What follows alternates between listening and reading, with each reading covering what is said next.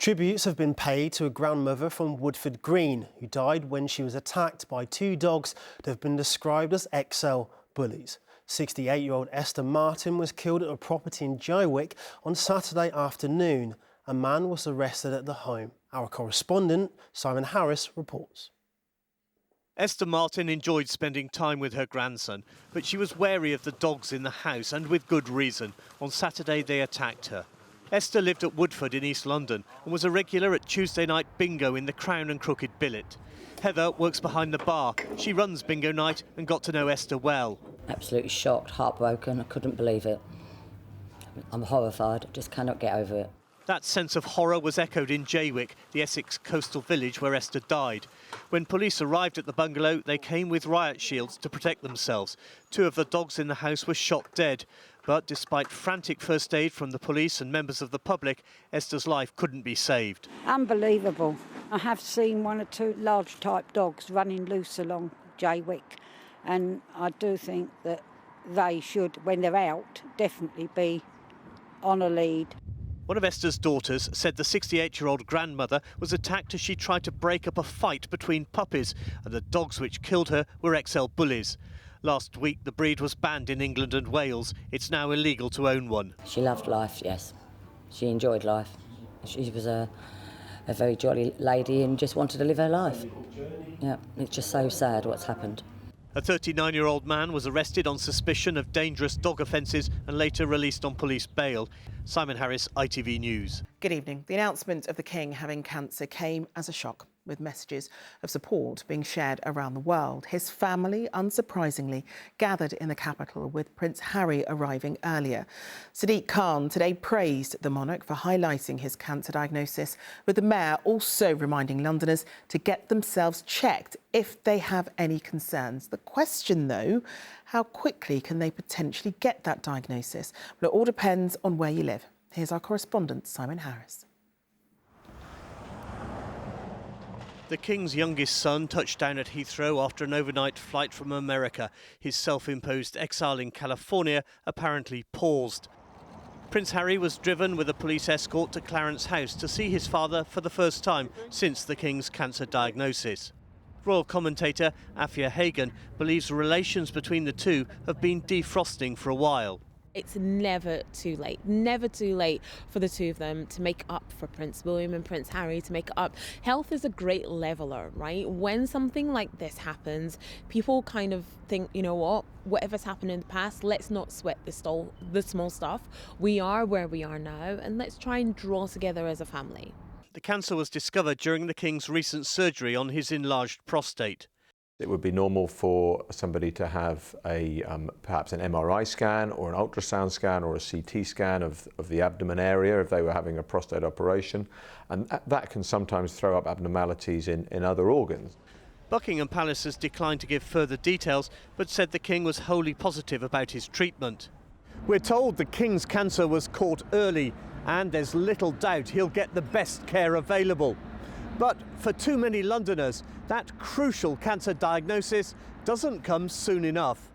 NHS targets dictate that 75% of patients awaiting an urgent cancer diagnosis should find out within 28 days. But official figures show that in November, 10 trusts in London were below target. We know that if we pick up a cancer and start treatment when it's in stage 1 or stage 2, that's a far better prognosis than stage 3 or 4. The King's done something really brave. You study the history books. In previous generations, the royal family kept these sorts of things, under strict disclosure.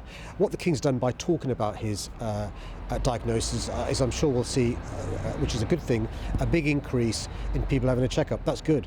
The King and Queen were briefly seen in public as they were driven from Clarence House to Buckingham Palace, where the royal couple left London by helicopter.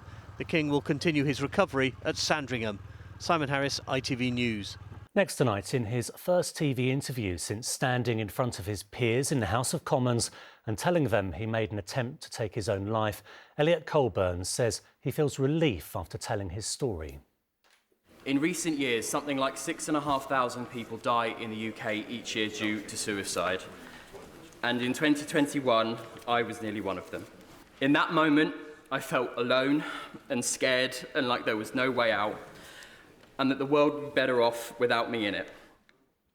It was a moving and deeply personal statement to the House, and the Carshalton MP made a plea to anyone struggling with their mental health to reach out for support. Today, he sat down with our political correspondent Simon Harris, a warning that Mr Coburn shares some details of that event. So I attempted to take my life in 2021 in the December. I was cared for immediately at St Helier Hospital, my local hospital, and then taken to Springfield, which is a mental health hospital local to here. And I received amazing care from the NHS and from my friends and family at the time. I went on medication as well, which really helped to address some of the chemical imbalances. And 3 years on, my recovery has been amazing. I feel so much better for it. Was it an overdose? It wasn't, no. Without wanting to get too graphic, it involved something breaking, which is why the attempt failed. I don't want to go into too much detail about it. Thankfully, it didn't work. What do you think was at the bottom of it? I think there were a number of specific circumstances at the time, not all of which I'm going to speak publicly about.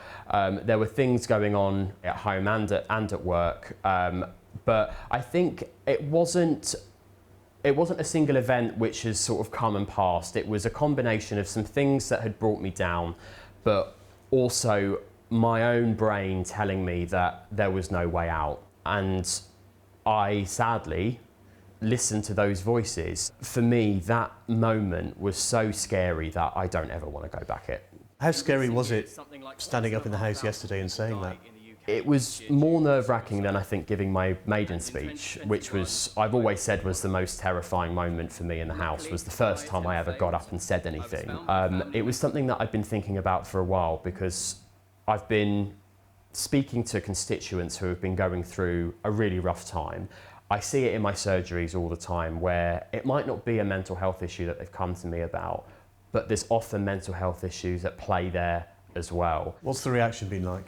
I have been overwhelmed. The messages from constituents, from colleagues from all sides of the House has just been incredible, and I'm really, really grateful to everyone who has reached out. And today, Elliot Colburn is a man comfortable in his own skin. Absolutely, absolutely. And I feel almost relieved in a way that I've shared it. I was tentative, I was nervous about it, I wasn't sure how it would almost be received, but I do have a sort of sense of relief for talking about it. So rare to hear an MP being so personal and so frank, Simon. I mean, does this shine a light on a wider issue in Parliament, do you think? Well, interestingly, among the messages of support he received were some from other MPs on both sides of the House who've been in the same position. Now, Elliot Colburn points out that MPs do face a lot of abuse, although that wasn't what pushed him over the edge. He'd only been an MP for 2 years when he made that attempt on his life. Despite what happened to him, he's not going to join that exodus of Conservative MPs from London and the home counties who've decided not to fight the next election. He's determined to stand again, although in his seat of Carshalton and Wallington, it's a tough gig. It's a key marginal, and his majority is only just over 600. OK, an important interview. Thank you very much, Simon.